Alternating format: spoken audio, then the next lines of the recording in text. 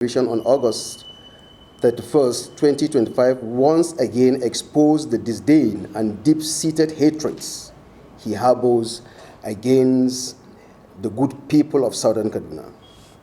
His utterances were not only reckless, but deliberate provocations aimed at justifying years of oppression, marginalization, and state-sponsored cruelty against our land and our people.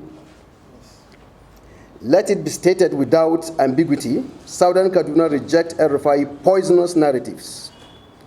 We cannot be swayed by a man whom his own former boss, President Olusegun Obasanjo, once described as a pathological liar. The reasons for El-Rufai's renewed outburst against Southern Kaduna people is clear. Following his ministerial nominations, we petitioned the National Assembly and copied all the relevant agencies.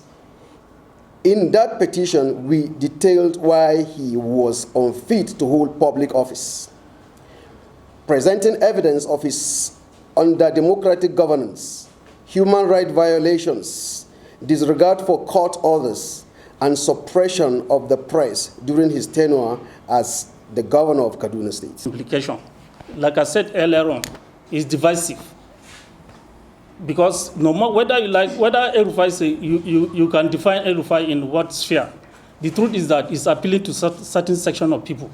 Those people that it's appealing to, we like all the kind of negative narratives he's saying against Southern Kaduna people. But the bottom line is this: a lot of people like you have lived in Kaduna, and you can testify.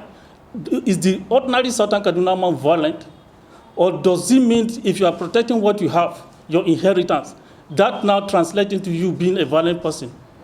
All the narratives that they sold to the whole world, that the cattle settler conflict, which is, of course, everybody knows is falsehood. Now, how can you live when you labor for so many months and then somebody brings his cattle or cows into the farm to eat your crops, and then you are not going to defend? And now, when you defend yourself, it has become a crime.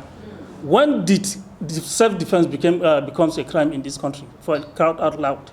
The truth is this: in trying to deal with Southern Kaduna has demarcated El-Rufai politically nationwide, and that is why he's fighting back. El-Rufai can never be sold to any political system in Nigeria and can be bought. I'm assuring you this: what El-Rufai is doing is being jealous of what is happening in Southern Kaduna. The things that they refuse us, we are getting it on a platter of gold. And he's very, very angry with El-Rufai, with Tinubu, very angry with Ubasani, because they have changed the types of the things that he has sold to the people of Kaduna State and Nigeria at large. The idea of the Muslim ticket by El-Rufai is not to benefit people, is to put certain section of people in disarray and in perpetual pains, and which, of course, he thought that people like Tinubu will now key into that kind of narrative. But they came and then changed the types of everything. And that is why El-Rufai today is a wounded lion.